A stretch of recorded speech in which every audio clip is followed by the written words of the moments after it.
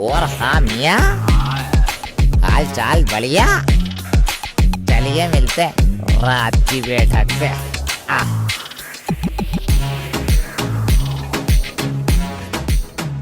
तो आज अपन करने वाले हैं भोपाल की बातें with the one and only Waqas बादशाह।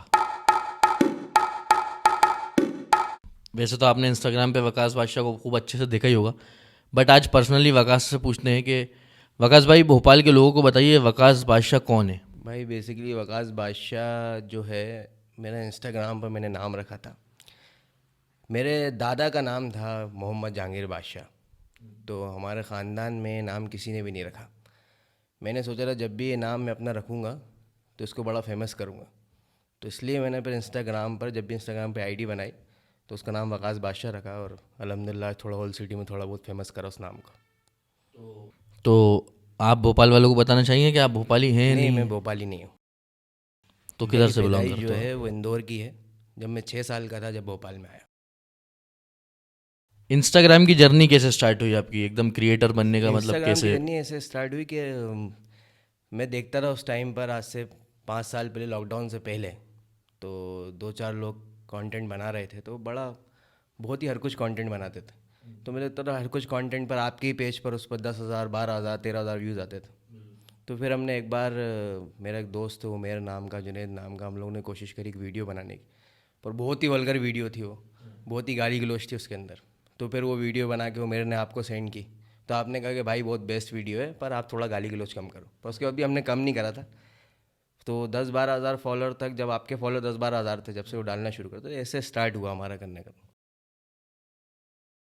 बॉडी बिल्डिंग का शौक आपको बचपन से ही है? मतलब क्योंकि लोग देखते हैं आपकी बॉडी मतलब माशाल्लाह बहुत तगड़ी हो जाती है कभी कभी। बॉडी बिल्डिंग का भाई शौक, फिजिक बनाने का शौक चढ़ा सलमान खान से, क्योंकि बचपन से, वो तो हाँ, देख के समझ बचपन में से ही आता है। सलमान खान के फ़ैन थे।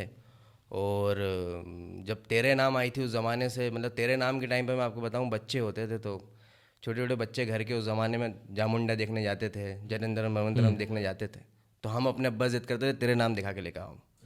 तो जब अच्छा। 8-9 क्लास से फिर वर्कआउट करना शुरू करा, और हर साल में ऐसी फिजिक को मेंटेन करा, कभी बिल्कुल लो हो जाती है, कभी बिल्कुल अच्छी हो जाती है। तो सलमान खान की वजह से मुझे इस चीज़ का बड़ा शौक रहा। मैंने आपको देखा है कि आप शकील सर को बहुत प्रेस करते हैं कि शकील सर ने मतलब बहुत हेल्प करी आपकी। शकील सर के बारे में कुछ शकील बताइए। सर इस भोपाल का वो लेजेंड आदमी है जो शायद बहुत सारे लोग उनको समझ नहीं पाए आज तक। शकील सर ने मुझे बड़ा सपोर्ट किया। जब मैं एक तो मेरे बहुत डफर बच्चा था, 10th क्लास में ही बहुत डफर था, 12th क्लास में भी बहुत डफर था।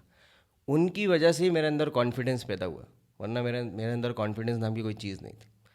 तो 12th के बाद, अब 12th के बाद आपको तो मालूम है कि लोग सब भूल जाते हैं, स्कूल वाले कभी फ़ोन वो नहीं जाहिर सी लगाते। बात है। तो मैं आपको बात बताता हूँ, पर क्या हुआ कि हम जब 12th पास आउट कर ली तो मेरे पास एक फ़ोन आया। तो जैसे ही मैंने, शकील सर का नंबर सेफ नहीं था मेरे पास, तो उन्होंने फ़ोन उठाया, तो मैंने बोला हेलो कौन बोल रहा था? कहला तेरा बाप बोल रहा हूँ, स्कूल आ। तो फिर मैं स्कूल गया, तो स्कूल गया तो मुझसे पूछने है कि तू वर्कआउट कर रहा है? मैंने कहा हाँ सर कर रहा हूँ वर्कआउट। कहना अब तू वर्कआउट वो करेगा जो मैं बताऊँगा। तो उसके बाद से फिर उन्होंने, जब तक वो हयात रहे, उन्होंने मेरी जिम की फ़ीस दी, उन्होंने मेरे प्रोटीन का खर्चा उठाया, और XYZ जो भी फिजिक से रिलेटेड जो भी चीज़ें थी सब पर खर्चा वो देते थे। वो भी और बिना वो किसी एक इंसान नहीं, रिटर्न ऐसे के। बहुत सारे चेहरे हैं, मैं अभी नाम नहीं ले रहा, भोपाल के अंदर ऐसे बहुत सारे बॉडी बिल्डर हैं जिनको उन्होंने सपोर्ट किया।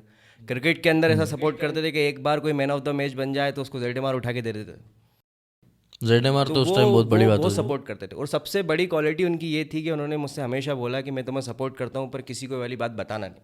पर वो इस दुनिया से चले गए तो बताना ज़रूरी है किस किस्म के वो आदमी थे, जाहिर सी बात है, लोगों को पता होना चाहिए कौन थे। तो इस किस्म के वो आदमी थे। और उनका एक एम्बिशन था। वो हमेशा ये सोचते थे कि बुधवारा, इतवारा, गाजी कैम के जो हमारे इधर के ऐसे एरियाज़ हैं, इनके अंदर जो हमारी कम्युनिटी के बच्चे हैं वो पढ़ नहीं पाते, और वो चीज़ को सोच नहीं पाते। तो वो आइडियोलॉजी वो पैदा करते थे लोगों के दिमाग के अंदर कि तुम्हें वो दुनिया देखना है, तुम्हें एक ऐसे मुकाम पर पहुंचना है। उनकी वजह से आज देखो आप, सेंट माइकल के बच्चे बहुत बड़े बड़े मुकाम पर हैं। बहुत, आप सोच भी नहीं सकते कि सेंट माइकल के बच्चे कहाँ कहाँ पहुँच चुके हैं। तो इस तरीके के इंसान थे शकील सर, और बड़े, अल्लाह पाक उनको जन्नत नसीब फरमाए। खैर, इंस्टाग्राम की बात अगर अपन वापस करें तो इंस्टाग्राम पे जब अपन ने कंटेंट बनाना शुरू करा था, उस टाइम पे भोपाल में कंटेंट क्रिएटर्स नहीं हुआ करते थे। आज के टाइम पे तकरीबन 1000-2000 लोग कंटेंट क्रिएटर्स हैं, 500 से 600 पेजेस हैं भोपाल के नाम पे। आपकी नज़र में अगर पूछा जाए तो आपके हिसाब से बेस्ट कंटेंट क्रिएटर कौन है भोपाल में? कोई भी नहीं है भाई बेस्ट कंटेंट क्रिएटर भोपाल में। पहली बात तो ये है कि भोपाल के लोगों को ये बात ही नहीं मालूम कि influencer, content creator, content creation में फ़र्क क्या होता है और फूड ब्लॉगिंग में फ़र्क क्या होता है, किसी को ही नहीं मालूम। आप गूगल अभी खोलो, आप गूगल पे लिखोगे भाई 20 बेस्ट इन्फ्लुएंसर ऑफ भोपाल या 20 best content creator of Bhopal, तो जिनका भी हम नाम जानते हैं आप और मैं, उनमें से कोई भी नहीं आता। मैं अपने आप को भी नहीं कहता उसके। हाँ, ये मैंने गूगल पे देखा था। आप जब बेस्ट कंटेंट क्रिएटर या बेस्ट इन्फ्लुएंसर जब कहलाओगे जब आपको इंडिया में लोग जान रहे हो। अब हमारे सिटी के जो लोग हैं, आप सिटी के जितने भी इन्फ्लुएंसर हैं इंक्लूडेड मी, सब अगर आप न्यू सिटी के अंदर कभी जाओगे तो लोग आपको पहचान नहीं रहे। तो कहाँ से बेस्ट इन्फ्लुएंसर हो गए आप, कहाँ से बेस्ट कंटेंट क्रिएटर हो गए? यही माजरा है, उधर के लोग इधर को नहीं पहचान रहे, इधर के इधर लोग को भी उधर। नहीं पहचान रहे। तो वो चीज़ है। अगर और जो ये हर इंसान, अब लोगों को मालूम ही नहीं है फ़र्क। हाँ, इंसान अभी जो नए जितने क्रिएटर आ रहे हैं वो सोचते हैं सिर्फ प्रमोशन वीडियो बनाना ही इन्फ्लुएंसिंग करना है।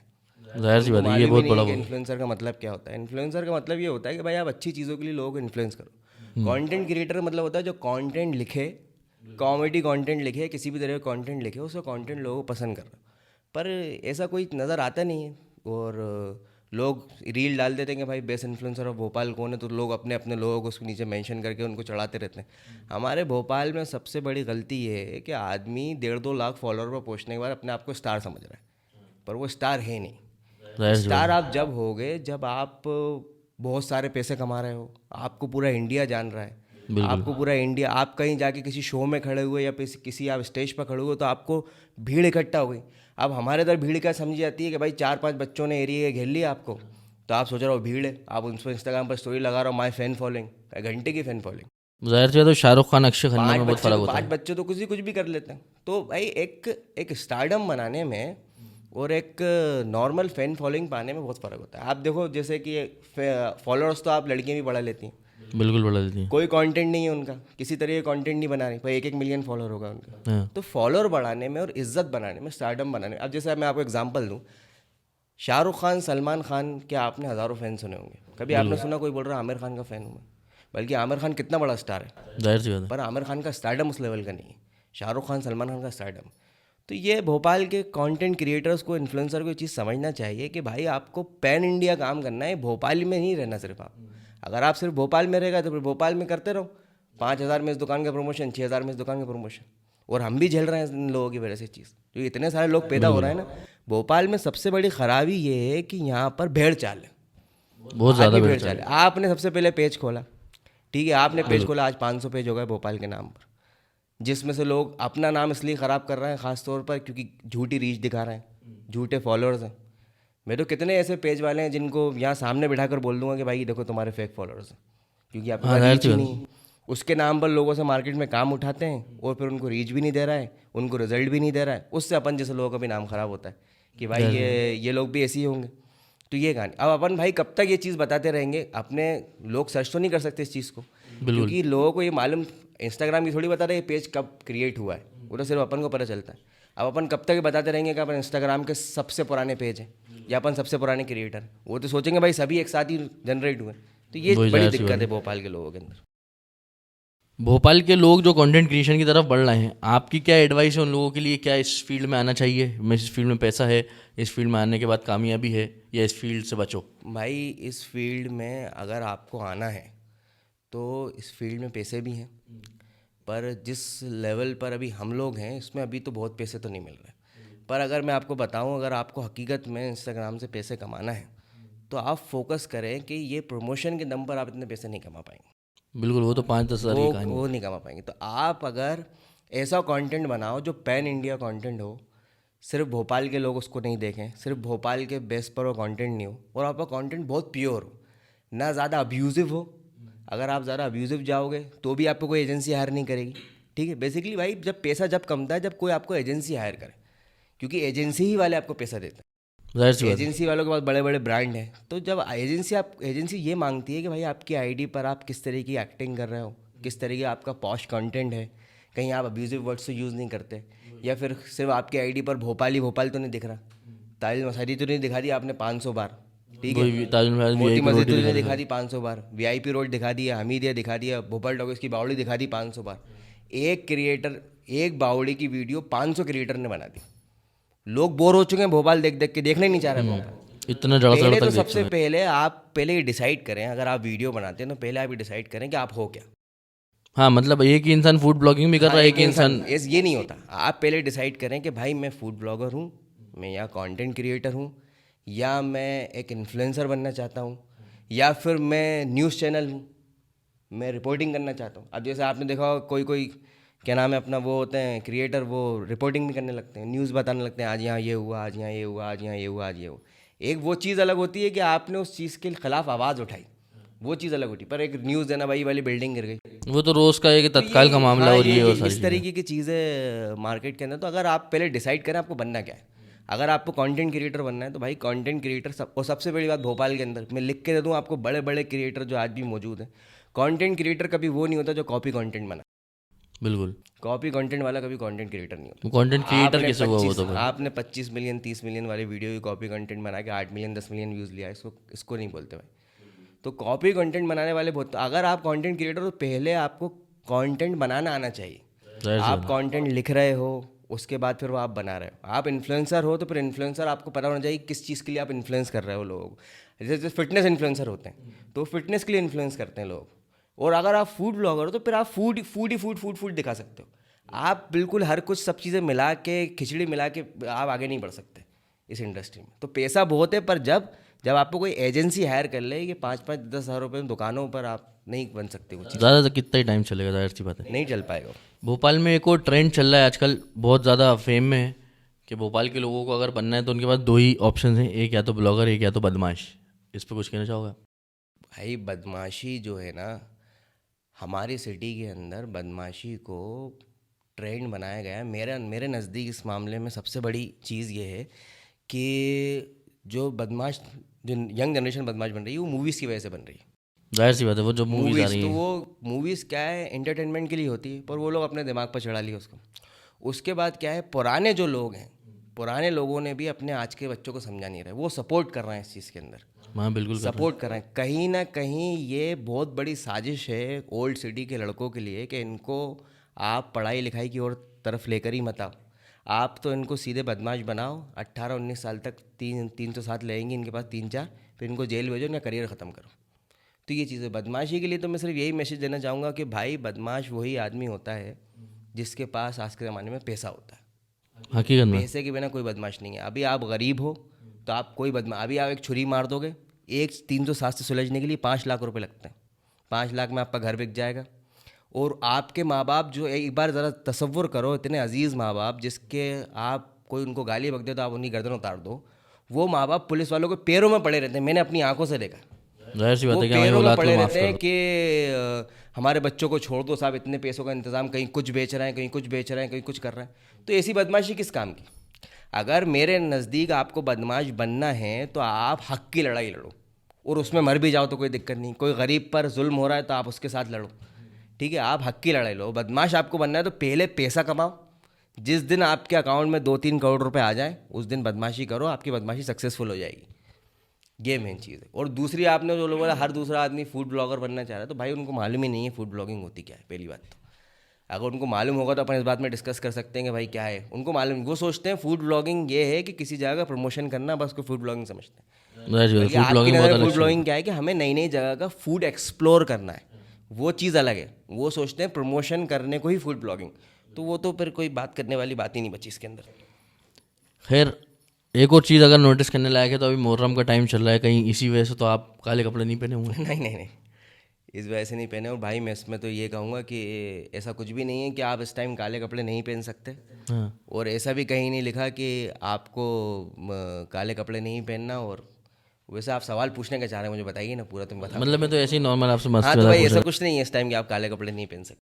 हूं। तो अब ये वाला टॉपिक निकली है तो एक और चीज़ मतलब पूछता हूँ, इस्लाम को लेके आपकी क्या पर्सनल पॉइंट ऑफ व्यू है? इस्लाम को लेके मेरी पर्सनल पॉइंट ऑफ व्यू ये है भाई, सभी तरीके से, कि अभी जिस तरीके के हमारे साथ मसाइल चल रहे हैं, सबसे पहली चीज़ तो हमारे आपसी के कॉन्फ्लिक्ट्स ख़त्म होना चाहिए, बिल्कुल। आपसी के इख्तलाफ ख़त्म होना चाहिए, और हम सब एक पेड़ की छाया के नीचे आना चाहिए। वो सबसे बेस्ट चीज़ है कि अगर हम एक पेड़ के नीचे होंगे तो हम बहुत सेफ़ रहेंगे। और इस्लाम, आप बहुत सारे लोगों को ये मैसेज देना चाहूँगा कि कभी कभार आप सोचते हो इस्लाम वो है जो आप पे कुछ बुज़ुर्गों ने आपको सिखा के भेजा है, या फिर आपको उन बुज़ुर्गों की चीज़ों को फॉलो कर रहा हो। इस्लाम को समझने के लिए आपको कभी कभार खुद कोई चीज़ें पढ़ना पड़ेंगी, खुद चीज़ें समझना पड़ेंगी, किताबें पढ़ना पड़ेंगी, आपको कुरान ट्रांसलेशन से पढ़ना पड़ेगा, तो फिर आपको समझ में आएगा खुदा आपसे चाहता क्या है। बेसिकली हम ये कभी नहीं समझ पाए कि खुदा हमसे क्या चाहता है। जाहिर सी बात है। हमें जो बुज़ुर्गों ने हमें सिखा दिया कि खुदा हमसे वो चाहता है, हम वही सोचते रहते हैं। तो ये चीज़ इस्लाम मेरे नज़दीक ये है कि आप खुद पढ़ो उसको और खुद पढ़ो, खुद खुद इम्प्लीमेंट करो अपनी ज़िंदगी के अंदर और खुद ही समझो। जाहिर सी बात है, जब तक खुद नहीं पढ़ेंगे समझ में समझ नहीं में भी नहीं आए। आएगा। खैर, भोपाल में ऐसी कोई कंट्रोवर्सी हुई है जिसमें नाम आ गया हो, या फिर अपन ना उसमें इन्वॉल्व नहीं हो लेकिन फिर भी नाम आ गया हो? कोई कंट्रोवर्सी में फंसे हैं ऐसे? भाई ऐसी तो कोई कंट्रोवर्सी नहीं हुई, पर रोस्टिंग के टाइम आपको मालूम है बड़ी कंट्रोवर्सी होती थी, तो मैंने रोस्टिंग इसलिए छोड़ी थी। मैं आपको बताता हूँ और इसकी वजह, मैं रोस्टिंग करता था, आपने खुद देखी, बड़ी गाली गलौज करता था, तो उस टाइम बड़ी कंट्रोवर्सी होती थी, क्योंकि रोस्टिंग का तो मिनी कंट्रोवर्सी। तो मैंने ये सोचा थोड़े वक्त बाद कि मुझे एक बात, मेरे साथ एक ऐसी चीज़ हुई कि उसके बाद मुझे समझ में आया कि किसी को जलील करके अपना नाम कमाना कोई बड़ी बात नहीं, हकीकत में कोई बड़ी बात नहीं। अगर आप अपने आप को जलील कर रहे हो, अपने आप से कॉमेडी कर रहे हो, तो वो अच्छी चीज़, पर किसी और को जलील करके अपना नाम कमाना कोई बड़ी बात नहीं। कुछ अभी नए नए इन्फ्लुएंसर उन्होंने कोशिश करी थी बीच में मुझे रोस्ट करने की और करने, तो हमने उसको लेट इट भी कर दिया, क्योंकि हमने सोचा कि अगर हम बना देंगे वो वीडियो तो हम आपको खून के आंसू रुला सकते हैं। हाँ, जाहिर सी बात हमने है। वो बनाई नहीं। खैर, नहीं, बहुत अच्छी बात है वो। वकास बादशाह के साथ साथ हम इंस्टाग्राम पे एक और अकाउंट देखते हैं, वकास बादशाह राइट्स। तो ये शायरी करने के पीछे का क्या रीज़न है? दिल टूटा हुआ है या फिर ऐसे ही शो किया है, ऐसा क्या उसका स्पेसिफिक रीज़न क्या है? भाई देखिए, शायरी मैं आपको बताऊं एक बहुत सच, शायर से बड़ा कोई झूठा नहीं। शायर बहुत झूठ बोलते हैं। तो ज़रूरी नहीं कि जब मैं कोई पोइट्री पोस्ट कर रहा हूँ तो मेरा दिल टूटा हुआ है या मैं किसी डिप्रेशन में हूँ या मुझे कोई इमोशन हिट कर रहा है। शायरी करना मेरा शौक़ है। हाँ, बस इतना ज़रूर मैं बोलूँगा, ज़्यादा मैं उसको एलिब्रेट नहीं करूँगा। मैं इतना बोलूँगा कि आज से 4 साल पहले मुझे शायरी से नफ़रत थी, बहुत नफ़रत थी शायरी से।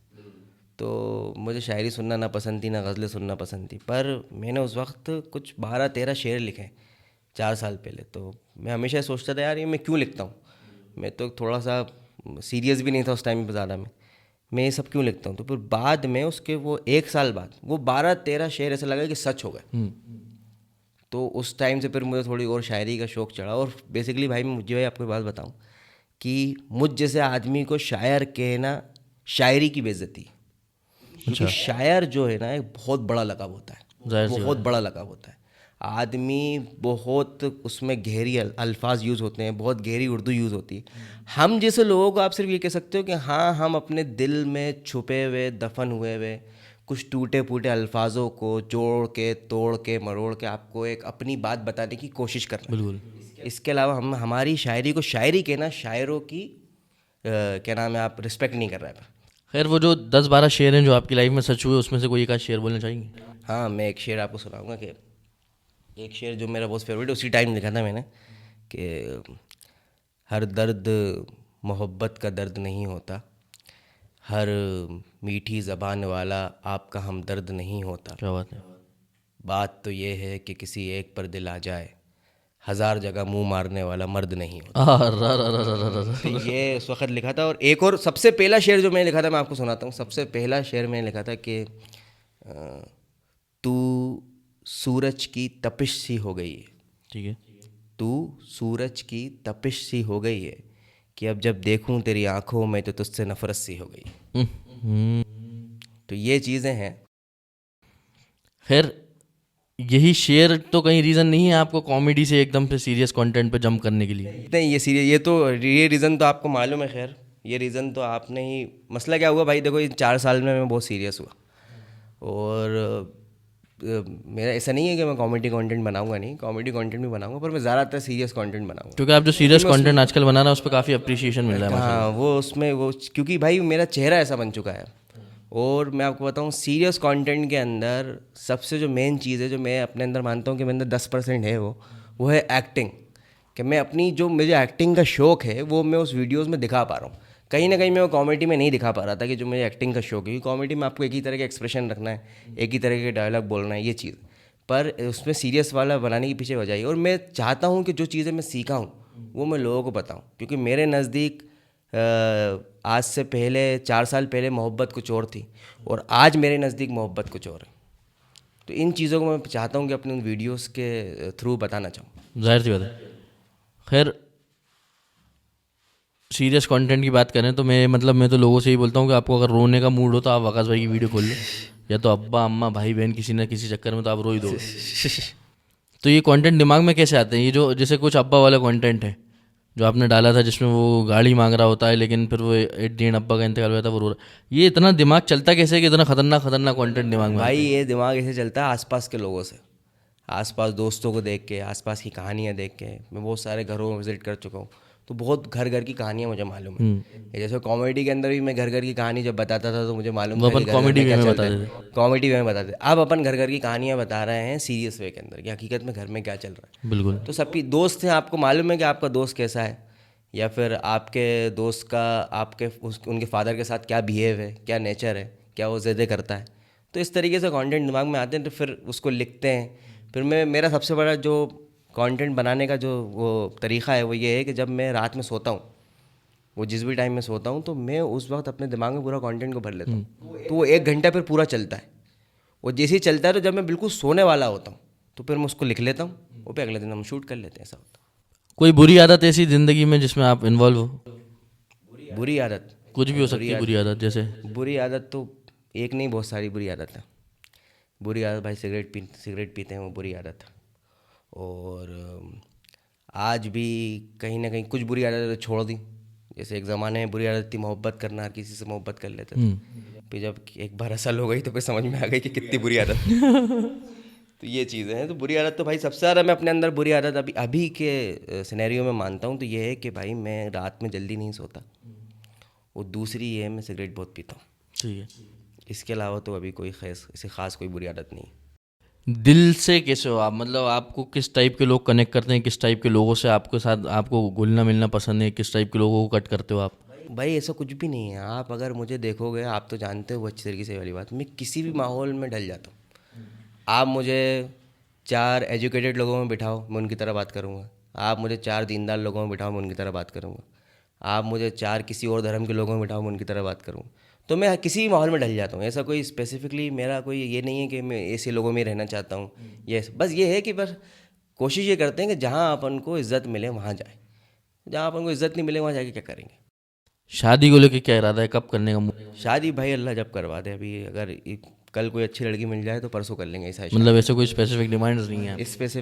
स्पेसिफिक डिमांड नहीं है भाई। बस ये है कि जिस तरीके से मैं मोहब्बत को समझता हूँ, दुनिया को समझता हूँ, ऐसी कोई लड़की मुझे मिल जाए जो मोहब्बत को समझे, दुनिया को समझे और असल मोहब्बत उसको समझ में आए कि क्या होती है। समझदार हो, उसको पता हो कि मोहब्बत का मतलब ये है। मोहब्बत का मतलब क्या है। अब जैसे आज के ज़माने में आपको मालूम मोहब्बत का मतलब क्या है। आज के ज़माने में मोहब्बत का मतलब आपने इंस्टाग्राम पर बात करी, रात में हर कुछ वीडियो कॉल करा, जिन्ना हो रही है बेसिकली के तो जिना खोरी है बेसिकली। आपने फिर तीसरे चौथे दिन उनसे मिले, उनको यो में ले गए, फिर वहाँ से बाहर निकले। अब लड़की की भी गलती नहीं है यहाँ पर। लड़के डिस्क्राइब ही लड़कियों को मोहब्बत यही कर रहे हैं। वो आप देख लेना 90% लड़कियाँ जब हो जाती हैं, लड़के उनको मना रहे होते हैं।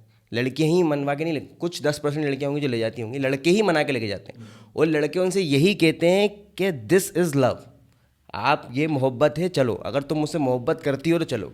हम तो मोहब्बत कर रहे हैं ना, हम मोहब्बत है, हम तुम्हें छोड़ना है नहीं, तुम्हें शादी करना है, क्या दिक्कत है, चलो। फिर दिक्कत उनको पता चलती है। आपके नज़दीक ये बात कैसी है कि कोई लड़का शादी के बहाने लड़के के साथ 2-4 साल गलत हरकतें करने के बाद छोड़ दे, फिर करे नहीं शादी? बहुत बेहुदा और बहुत ही दो कौड़ी की हरकत है। वो ये सोचे कि जब भी कोई ऐसी हरकत कर रहा है तो सोचा अगर कोई उसकी बहन के साथ ही हरकत करे, बिल्कुल, या फिर आने वाले वक्त में उसकी बेटी के साथ ही हरकत करे तो क्या बीतेगी उसके ऊपर। जाहिर सी बात है। इंसान ये नहीं सोचता कि तुम जिस लड़की का दुपट्टा उतार रहे हो, जिसको तुम भेड़ियों की तरह नोच रहे हो, वो लड़की किसी के घर की इज्जत है। उसका बाप क्या करता है, आपका बहुत बार ऐसा होता है बेचारा अब्बा गरीब है, वो सुबह से ऑटो चलाने चले गए और वो अपने सुबह से मेहनत कर रहे हैं, उनको लग रहा है लड़की घर के अंदर पड़ रही है, लड़की कहाँ है उनको क्या मालूम। जाहिर सी बात। क्या बीतती होगी आप सोचो उस बाप पर, जब उसके बाप को ये पता चलता होगा कि मेरी लड़की ये कारगुजारी कर चुकी है। तो ये लड़कों की गलती है। ये लड़के सोचते हैं भाई हम इनको यूज़ करके सब कुछ करके इनको मैनिपुलेट करना बहुत मैनिपुलेट करना, और लड़कियों को मैं आपको बताऊं, लड़कियों को मैनिपुलेट करना बहुत आसान है। जाहिर सी बात है, और ख़ास तौर पे जितने हरामी आजकल के लड़के हो गए हैं तो वो तो मैं आपको बताऊं, आप एक डीप वॉइस के अंदर लड़की से बात करो सामने बिठा के, या फिर फ़ोन पर बात करो, अच्छी से अच्छी लड़की पिघल जाती है, बहुत आसान। और वही सेम चीज़ लड़कों के अंदर भी, लड़कों को भी पिघलाना बहुत आसान है। जाहिर सी बात है, कुछ अच्छे लड़के भी होते हैं, जाहिर सी बात है कि सारे लड़के ही नहीं आड़े नहीं, सारे लड़के सारे लड़कियों की बात नहीं कर रहे हम, तो कुछ लड़कों कुछ लड़कियों की बात कर रहे हैं। ये जो नौजवान जवान लड़के जो हैं आजकल ख़त्म हो रहे हैं एक्सीडेंटों में, भटाभट एक के बाद एक मौतें हो रही हैं। कोई किसी को उड़ा रहा है तो वो ख़त्म हो रहा है, कोई खुद उड़ के ख़त्म हो रहा है। इसके बारे में कुछ कहना है? भाई इसमें तो मैं ये कहूँगा कि आप जब घर से निकलें हैं तो ये सोच के निकलें कि आप किसी की मिल्कियत है और खुदा ने आपको जहन दिया है। आप ये मत बोलें, आप लोग ये बोल देते हैं कि भाई मरना होगा तो मर जाएंगे, पर खुदा ने आपको जहन दिया है, खुदा ने आपको इख्तियार दिया है। आपने सल्लल्लाहु अलैहि वसल्लम की हदीस है कि जब अपनी नमाज़ पढ़ो तो ऊँटों को रस्सी अपनी ऊँटों की बांध दो, तो वो चीज़ है। तो आप अपना जहन लगाएं कि भाई आप ये मशीन है, मशीन का कोई भरोसा नहीं होता, इसको भगाओगे तो खुदा ना खास्ता एक्सीडेंट, बहुत बुरी मौत होगी, जाहिर सी बात है, बहुत बुरी। आप ये सोचो कि आप एक एक्सीडेंट में मर गए। अभी इस ज़माने में इतने अच्छे काम हैं करने के लिए, इतनी अच्छी चीज़ें हैं करने के लिए, पर आप एक्सीडेंट में मर गए, मतलब कितनी बुरी मौत मरे आप, सिर्फ एक गाड़ी भगाने के चक्कर में। आप जाहिर सी बात है, आप चाहते तो किसी गरीब की मदद करने में मर जाते हैं, या फिर आप कहीं हमारे जो बच्चे फ़लस्तीन के अंदर मर रहे हैं उनके लिए जाके मर जाते, तो कितना फ़ायदा होता। आपकी जान का कोई फ़ायदा तो होता। इंसान को क्या है ना, समझ में नहीं आ रहा कि उसकी जान किस चीज़ के लिए बनी और किस चीज़ से उसको ख़त्म करना है अपनी जान। बिल्कुल। आप और हमें सिखाया है ये चीज़ कि आपको कहाँ अपनी जान को ख़त्म कर देना है, तो वो समझ में नहीं आता। तो मेरा भाई यही मैसेज है आज की यूथ का कि बदमाशी और राइडिंग से बचे, क्योंकि ये चीज़ आपको अगर राइडर बनना है कोई दिक्कत नहीं है, आप अच्छे हेलमेट पहन के आप सेफ्टी के साथ राइडिंग कीजिए, और आप जो रेस होती है उनके अंदर पार्टिसिपेट किए। भोपाल में कितनी रेसेस होती है, आपने आए देखा दिन है? होती है। हाँ, उसमें आप पार्टिसिपेट किए और एक अच्छे उसमें करिए। कोई भी चीज़ अगर आप एक अच्छे उसमें करेंगे तो फिर आपका नाम भी होगा और आपको पैसे भी मिलेंगे। अब रोड पर कमाने से ना नाम मिल रहा, पैसे भी जा रहा है और ज़िंदगी भी जा रही है, तो क्या फ़ायदा ऐसी चीज़ों को करने का। कभी कोई ऐसी चीज़ आपको लगी जो आपको बहुत दिल से चाहिए हो लेकिन वो मिली नहीं, कुछ भी प्रोडक्ट या फिर कोई शख्स या फिर कुछ भी ऐसी चीज़? भाई हम तो मिडिल क्लास फैमिली के लड़के हैं, हमारी तो शुरुआत ही इसी से होती है। और हमारे जो अकीक़े होते हैं ना बचपन में, वो बकरों से नहीं दिए जाते। हमारे अकीक़े में ख्वाबों की कुर्बानी दी जाती है। बहुत डीप लाइन। तो हमारा तो ये मानना है कि बचपन से हमें समझना पड़ता है। हम जब छोटे थे तो हमें ये चीज़ बड़ी समझना पड़ती थी कि हम किसी चीज़ की ज़िद करते ही नहीं थे। हमारे जो वालिद साहब थे, अब आप वालिद साहब से ज़िद जब कर सकते हो, जो मालूम हो कि वालिद साहब के पास पैसे हैं, उनके पास पैसे हैं नहीं तो आप उनसे क्या ज़िद करो। तो ऐसी तो कोई ख्वाहिश नहीं है कि जो दबाई हो। बहुत सारी ख्वाहिशें हैं, एक ख्वाहिश नहीं बता सकता मैं आपको, मतलब गिन ही नहीं सकते, बहुत सारी ख्वाहिश। और ये हर मिडिल क्लास फैमिली के लड़के की बात है। आप किसी से भी पूछोगे तो उनकी बहुत ऐसी ख्वाहिशें होंगी। तभी लड़कों के ख्वाब, हर लड़के के ख्वाब बहुत बड़े होते हैं। हर लड़का सोचता है बड़ा सा घर, बड़ी सी गाड़ी, खूबसूरत सी बीवी, वो भी 4। वो भी 4 खैर मैं दुआ करूँगा अल्लाह पाक आपको उस लेवल पे लेके जाएगा, आप सबके शौक पूरे करो। बट अभी जिस आप लेवल पे हो उस टाइम कैसा लगता है? जब बच्चे घेरते हैं, लोग घेर लेते हैं, वकास बादशाह, थोड़ा सा मतलब एक फ़ैन फॉलोइंग जो क्रिएट हो गई है उसको देख के कैसा लगता है? भाई मुझे बच्चे घेरने से कोई ज़्यादा खुशी नहीं मिलती। मुझे बेसिकली जब खुशी मिलती है जब कोई बंदा मुझसे कह रहा हो कि भाई आप बेस्ट काम कर रहे हो, आप अच्छा कंटेंट बना रहे हो और आप यूथ को अच्छी तरफ लेके जा रहे हो। जब कोई, मुझे ज़्यादा खुशी जब मिलती है जब कोई बहुत समझदार इंसान, जो कोई उसकी एज भी अच्छी है, 30, 35, 36 साल का जो इंसान है या फिर 40 साल का जो आदमी है, वो मुझसे कहता है तो बड़ी खुशी मिलती है। एक जगह मुझे बड़ी खुशी होती है जब कोई अपनी बेटी को या फिर अपनी बहन को हमारे पास लेके आते हैं कि भाई एक फ़ोटो खिंचवा लो। तो हम ये सोचते हैं कि यार हमने इतना भरोसा जनरेट करा है इन लोगों पर कि इस किस्म का भरोसा हम पर कर रहे हैं कि अपनी बहन, अपनी बेटियों के साथ हमें फ़ोटो खिंचवाने की परमिशन दे रहे हो।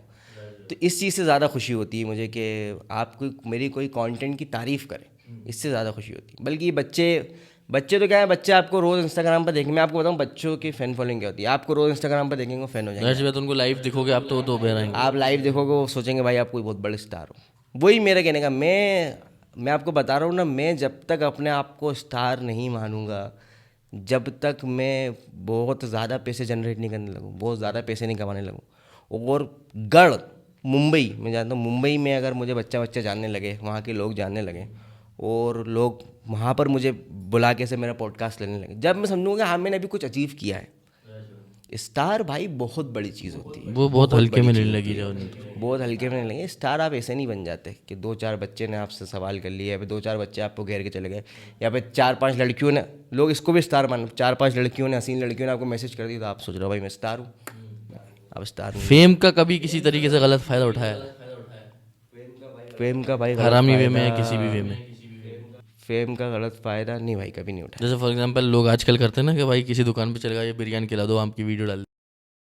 नहीं नहीं, ऐसा नहीं करा मैंने कभी ज़िंदगी में। मैं आपको बता दूँ, आप तो इस बात पे गवाह हो, आज तक भी प्रमोशन वीडियो के लिए किसी को अप्रोच नहीं किया, खुद से अप्रोच नहीं किया, ना मैं कभी करूँगा। ऐसे वीडियो अगर कोई बोलता है कि भाई आप आ जाओ हमारी वीडियो बना दो, तो फिर जाते हैं, नहीं तो नहीं जाते।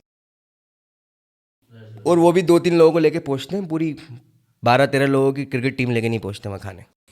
खैर, क्या वकास बादशाह घमंडी आदमी है या फिर नॉर्मल आदमी है कि लोग अगर देखें दूर से खड़े हो गए कि फॉर एग्जांपल के तौर पे भाई वकास, जैसे बहुत से क्रिएटर्स हैं जिनमें घमंड है, तो आप कैसे हो? जैसे आप कोई खड़े हो तो लोगों को क्या कहना चाहोगे कि कहीं आप पब्लिक प्लेस में देखें तो कैसे मिले आपसे? मतलब क्योंकि बहुत से लोग सोचते ही रहते हैं कि भाई वकास खड़ा है, लेकिन मिले नहीं मिले जाके क्या रिएक्ट करेगा। आप जो लोग मुझसे मिल चुके हैं उस बात को समझते हैं। मैं बात बताता हूँ आपको, बहुत सारे लोगों को ऐसा लगता है मेरा चेहरा देख के कि मैं बहुत रूड नेचर का, हाँ बिल्कुल। पर ऐसा है नहीं। अगर आप मुझसे मुलाकात करोगे तो आपकी 15 सेकंड के अंदर ये सोच बदल जाएगी कि मैं रूड नेचर। ये पर्सनली मैं तो बहुत अच्छे से जानता हूँ, बट भोपाल वालों को बताना। क्योंकि लोग, हाँ, लोगों को ऐसा लगता है कि रूड नेचर के हैं, थोड़ा सा एटीट्यूड है, बात करने का तरीका ऐसा है। और मसला क्या है भाई, कभी कभार बहुत अच्छी फिजिक रहती है। अब फिजिक रहती है तो वो लोगों को लगता है कि कर रहे हो के खड़े हैं, पर है ही कर रहे हैं हम, तो वो लगता है कि रूड है, पर हम रूड नहीं है। और अल्हम्दुलिल्लाह मैं इस बात की गारंटी लेता हूँ अपने लिए कि मेरे अंदर 1% भी अपने फेम को लेके एटीट्यूड नहीं है, 1% भी एटीट्यूड नहीं। क्योंकि भाई एटीट्यूड होगा कब? मैं अभी इस चीज़ की गारंटी भी नहीं सकता आपसे। एक बात आप समझना, अभी मेरे पास इतना कुछ है नहीं, इतना कुछ है नहीं। अगर मैं उसमें भी एरोगेंट अपने लिए अंदर लेकर आ जाऊँ तो फिर तो मैं बहुत ही नीचे, फिर मैं भाई आगे ये पहुंच तो ही अब नहीं। आपकी माशाल्लाह सोच है ना, उस चक्कर में। नहीं तो लोग बहुत से भोपाल के अंदर तो ऐसे हैं जो कुछ नहीं है लेकिन घमंड उनमें इतना कूट कूट के भरा हुआ।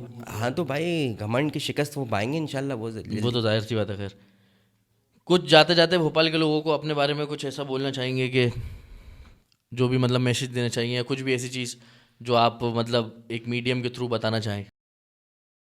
भोपाल के लोगों को मैं सबसे पहले मैसेज तो देना चाहूँगा कि भाई भोपाल हमारा बहुत खूबसूरत है। पहली बात, इसको ऐसे प्रमोट मत करें कि हमारे भोपाल में बतौलेबाजी होती है सिर्फ, या हमारे भोपाल में सिर्फ लड़के चाय पसंदा रहते हैं, या हमारे भोपाल में लड़के फ्री रहते हैं। इसको ऐसे प्रमोट मत कीजिए। दूसरी बात यह है कि हमारे शहर से किसी भी तरीके से हमारे नौजवानों के अंदर से बदतमीज़ी को, जो वो बदतमीज़ हो चुके हैं, वो बदमाशी को ख़त्म कीजिए। ये हमारा ट्रेंड नहीं है, हम लोग बड़े खूबसूरत अखलाकी लोग हैं। और तीसरा ये कि मैं अब आने वाले वक्त में बहुत अच्छा और बहुत वैल्यूएबल और बहुत पॉश कंटेंट दिखाने वाला हूँ अपनी आईडी पर, तो उसको सपोर्ट कीजिए। क्योंकि जब मैं बिल्कुल क्रिंज कंटेंट दिखा रहा था तो आप लोगों ने बहुत सपोर्ट किया, बहुत व्यूज़ आए, बहुत फॉलोअर आए, पर अब जब मैं पॉश कंटेंट बना रहा हूँ तो इतना सपोर्ट नहीं मिल रहा। तो आप उसको सपोर्ट कीजिए। और भोपाल के लोगों से मेरा यही कहना है कि अगर आपको कंटेंट क्रिएटर बनना है, अगर आपको सोशल मीडिया पर आपको इन्फ्लुएंसर बनना है, तो पहले आप गूगल पर सर्च कीजिए कि इनके मीनिंग क्या होते हैं, और फिर चैट जीपीटी पर लिखिए कि मुझे 6 महीने का आप पूरा प्लान बना के दें कंटेंट क्रिएटर बनने का, इन्फ्लुएंसर बनने का। वो प्लान आपको बना के देगा, उस प्लान पर आप रन कीजिए, इंशाल्लाह 1-2 महीने में आपके 20,000 फॉलोअर हो जाएंगे। बस यही करें। कभी ऐसा लगा भोपाल की वजह के होने की वजह से पीछे रह गए, मुंबई में होते तो शायद मिलियन फॉलोअर्स होते? हाँ भाई, ऐसा बहुत बार लगता है, बहुत बार लगता है। उसके पीछे मुझे एक सीधा सिंपल सा एग्जांपल है ना भाई, आपके पास, हमारे पास जो इंस्टाग्राम को मालूम होता है कि आप कहाँ से वीडियो बना रहे हो, उसको मालूम भोपाल से बना रहे हैं, छोटी जगह से बना रहे हैं, तो हमारे पास जो लोग हैं वो बहुत कम है। अगर आप वही मुंबई के अंदर बैठ के बना रहा हो तो जो आपके पास फॉलोअर्स का जो डाटा है ना, वो बड़ा वाइड है, बहुत वाइड है। तो उस चक्कर में जहाँ मुंबई के अंदर आप देखोगे ना, हर किसी क्रिएटर के जो हर कुछ कंटेंट बनाते हैं, एक थोड़े दिन के अंदर 4 लाख 5 लाख फॉलोअर हो जाते हैं। तो वो चीज़, अगर मुंबई में ये चीज़ अपन कर रहे होते तो वो उनको इंस्टाग्राम को मालूम होता मुंबई में कंटेंट बना रहा है, तो उसका फ़ायदा मिलता है। और बेसिकली मैं आपको बताऊँ, मुंबई ऐसी जगह है जो हमारी दुनिया है, उसमें अगर आप मुंबई में जाके मेहनत करोगे तो डेफिनेटली आपको फ़ायदा मिलेगा, रीच मिलेगी। अब मेरे पास कुछ ऐसी प्रॉब्लम्स है जिस वजह से मैं भोपाल छोड़ नहीं पा रहा अभी, पर नहीं, वरना मैं डेफिनेटली छोड़ देता भोपाल। भाई एक जाते जाते एक और सवाल, वो एक लड़का है क्रिएटर भोपाल से, मतलब थोड़ा सा फेमस हुआ है, कुल्लू नाम का। वो भोपाल के बाहर निकल के भोपाल के बारे में बड़ी आड़ी टेढ़ी बातें करता है कि भोपाल के लोग काम नहीं करते, ये नहीं करते, वो नहीं करते। पहली बात तो भाई वो भोपाल का है ही नहीं। अगर आप उसको निकालोगे ना उसकी हिस्ट्री, तो वो भोपाल का नहीं निकलेगा। दूसरी बात ये कि वो 3-4 लोगों से मिलकर, उसने कितने लोगों से मुलाकात करी है भोपाल में। वो न्यू सिटी में ज़्यादातर रहा, वो ओल्ड सिटी में आया ही नहीं। जब आप ओल्ड सिटी के लोगों से मिले ही नहीं इतना, और आप 2-4 लोगों से मिलके आपने अपनी सोच को बता दिया, और आप पूरी दुनिया में आप भोपाली बन के रिप्रेजेंट हो रहा हो, और भोपाल को बदनाम वही मतलब बड़े बड़े कर रहे हो। और पॉडकास्ट। दूसरे लोग क्या है, हमारे क्रिएटर और उसको सपोर्ट भी करते हैं। वो आते हैं भाई, बिल्कुल उनको उनके बिल्कुल सामने झुक जाते हैं जाकर के, भाई बहुत बड़े आदमी, बहुत बड़े आदमी। भाई मेरे सामने कभी भी मिलेगा तो मैं कहूँगा भाई मैं आपकी कोई इज्जत नहीं करता, क्योंकि आप मेरे शहर की इज्जत नहीं, जाहिर सी बात है। मैं आपकी कोई इज्जत नहीं करता। आप मेरी नज़र में कुछ भी नहीं, आप मेरे शहर की इज्जत करो। आप ये बोलते हो ना कि मेरे शहर में लोग फ्री हैं, मैं आपको मिलवाता हूँ लाखों इंजीनियर से, मैं आपको मिलवाता हूँ लाखों डॉक्टर से, मैं आपको मिलवाता हूँ ऐसे लड़कों से जो 22-22, 23-23 साल की उम्र में 5-5, 6-6 लाख रुपये महीना कमा रहे हैं। आप चलो तो, आप एक चंद लोगों के बतौलेबाजी पर, चंद लोगों की बातों पर पूरा शहर को कैसे डिस्क्राइब कर सकते हो? आप दिल्ली के अंदर रैप होते हैं तो मैं पूरा दिल्ली रैपिस्ट हो गया? सीधी सिंपल सी बात है। वही हम अपनी कम्युनिटी पे भी फेस कर रहे हैं ना, कि एक मुसलमान ने कुछ करा, पूरे मुसलमान कम्युनिटी ख़राब। ऐसे कैसे हो सकता है भाई? मुसलमानों में बहुत अच्छे लोग भी हैं। वैसे ही भोपाल में आपने 4-5 चिरकुटों को, टुच्चों लोगों को देख के भोपाल को आप डिसाइड नहीं कर सकते। आपको भोपाल अगर देखना है, आप में कुल्लू, अगर वो यहाँ उन तक वीडियो पहुँचे, बड़े आदमी हैं वो, तो मैं उनसे बोलूँगा एक बार मेरे साथ मुझसे मिलिए, और मैं आपको दिखाऊंगा जिन पट्टियों की आप बात कर रहे हो ना, उन पट्टियों पर करोड़ों रुपए के फैसले हो जाते हैं। जाहिर सी बात है। अरबों रुपए की ज़मीनें बिकती भी देखी मैंने उन पट्टियों पर, जिन पट्टियों की आप बात कर रहे हो। तो आप नेगेटिव तरीके से हमारे शहर को रिप्रेजेंट नहीं करें, और अगर आपसे नहीं अच्छे तरीके से नहीं हो पा रहा तो आप करें ही मत। आप ये वाली बात बोले ही नहीं भोपाली, क्योंकि आप भोपाली क्योंकि खैर वो बात मुझे भी बहुत बुरी चुभी कि आप भोपाल, अगर अपने आप को भोपाली कह रहा हो, उसके बाद एक बड़े प्लेटफॉर्म पे जाके भोपाल की बुराइयां कर रहा हो। आपका करियर बेसिकली उसी से बनाया जा रहा हो आप। भाई। तो क्यों, आप ये देखो ना कि वो लोग, अपने लोग सपोर्ट भी कर रहे हैं ना, अपने लोग उसी को सपोर्ट भी कर रहे हैं ना। अपने इधर मालूम कहानी क्या, मैं गाली नहीं बक सकता, मैं आपको बताऊँ अपने इधर कहानी है। भोपाल में खासतौर अगर आप किसी से बोलो कि अबे तू बहुत हरामी है, तो वो खुश होते हैं इस बात पर, बहुत खुश होते हैं। तो मैं यही कहना चाहूँगा हमारी जनता से भी कि भाई भोपाल एक बहुत अच्छा शहर है, बहुत एजुकेटेड लोग रहते हैं यहाँ पर, बहुत काम करने वाले लोग रहते हैं, बहुत मेहनती लोग रहते हैं। ऐसा कुछ नहीं है। हाँ, कुछ लोग हैं जो बतौलेबाजी भी करते हैं, कुछ लोग हैं जो रात। अब आप मुझे बात बताओ, एक बंदा सुबह 9 बजे से लेके 6-7 बजे तक जॉब कर रहा है, उसका दिमाग बिल्कुल ख़राब हो चुका है, उसके बॉस ने उसकी वाट लगा दी है। अब उसके बाद वो 10 बजे जाके अगर किसी चाय के होटल पर 4 खुशी की बातें अपने दोस्तों से कर रहा है, उसको खुशी मिल रही है, तो चाय, कोई ड्रग मिल रहा है वहाँ कुछ पर? नहीं, चाय भी है। चाय में कोई अफीम मिलकर आ रही है? चाय तो चाय है ना, नॉर्मल शराब तो चीज़ नहीं है पी रहा चाय। कहीं बैठ के। शराब तो नहीं पी रहा ना कम से कम। आप ये सोचो, आदमी एक मिडिल क्लास बंदा सुबह उसकी माँ से 15-20 बातें सुनकर वो ऑफिस जा रहा है, ऑफिस के अंदर बॉस की सुन रहा है, और दिमाग उसका बिल्कुल ख़राब हो चुका है। अब मान लो वीकेंड आ गया, अपने साथ कितने लोग बैठते हैं भाई? वीकेंड आ गया, वीकेंड के अंदर क्या करे भाई? वो बैठेगा ना दिल्ली। तुम साले जो अमीर हैं, जो पार्टीज़ के अंदर जा रहे हैं, बंसल वन के अंदर, साफ बोलूँगा मैं तो, बंसल वन के अंदर जो पार्टीज़ के अंदर जा रहे हैं और वो 3-3 बजे पार्टीज़ कर रहे हैं, वो एजुकेटेड लोग हैं, वो बतौलेबाजी नहीं है उनके अंदर, ठीक है। और जो लोग हक ईमानदारी की कमाई कमा कर सिर्फ चाय पी रहे हैं 10 रुपये 12 रुपये की, वो आपकी नज़र में जाहिल है, क्योंकि सिर्फ उन्होंने अपनी लैंग्वेज में आर्या यूज़ कर दी। आप और मैंने, आपने सुना होगा हैदराबाद के अंदर, हैदराबाद की टोन यूज़ करते हैं, कोई जाहिल नहीं बोलता उनको। लोग यूपी की टोन यूज़ करते हैं, कोई जाहिल नहीं बोलता उनको। हमने हमारी टोन को लोगों के नज़रिए में जाहिल पहले बता दिया, इसलिए हमें लोग जाहिल बोल रहे हैं। क्यों है भाई भोपाली जाहिल? क्यों है? आप कहीं भी बोलो, आप कहीं यूनिवर्सिटी में जाओगे ना, हमारे जाहिल हैं। बल्कि हैदराबाद ने अपनी टोन को ऐसा पकड़ के रखा कि दुनिया में चलती है, कोई उनको जाहिल नहीं बोलता। वो यूपी ले लो, आप दिल्ली ले लो, दिल्ली के अंदर वो एक लास्ट का वर्ड है, बार बार वो यूज़ करते हैं, उसको वो गाली है, और उसको उन्होंने किया नहीं हमारी टोन ऐसी है, तो लोग बुरा नहीं मानते। वहीं भोपाली में क्यों बुरा मान रहा हो आप? तो ये चीज़ तो जहाँ का रहो, जहाँ रहो, वहाँ जहाँ का खाओ, वहाँ की इज्जत करो, तो आप इंशाल्लाह आगे बढ़ो। जाहिर सी बात है। मेरा यही मानना है कि भोपाल में रहते हो, भोपाली बोलना, अगर हम भोपाली बोलते हैं तो वो हमारे लिए बहुत प्राउड की बात है। अगर हम भोपाली बोल रहे हैं, आप हमें गंवार समझ रहे हो, तो हम आपको गंवार समझते हैं, क्योंकि अगर भोपाल में रह के आपको भोपाली नहीं आती तो आप गंवार हो। जिस तरीके से इंग्लैंड में रह के आपको इंग्लिश नहीं आएगी तो हम गंवार कहलाओगे। तो as a Bhopali we are proud of Bhopali. बाकी अब वो हर जगह छिछोरा और अच्छी बुरी सारी चीज़ें होती हैं। खैर, इस पॉडकास्ट को यहीं ख़त्म करते हुए अपन लोग अल्लाह हाफ़िज़ करते हैं। आप लोगों को वकास बादशाह को फॉलो करना होगा तो इंस्टाग्राम पे आपको मिल जाएगा वकास बादशाह करके, और ये पूरा पॉडकास्ट देखना है तो आपको मिलेगा यूट्यूब पे भोपाल की बातों पे। और हमें दोनों को फॉलो करिए। मिलते हैं नेक्स्ट पॉडकास्ट में। जा रहा, अल्लाह हाफ़िज़।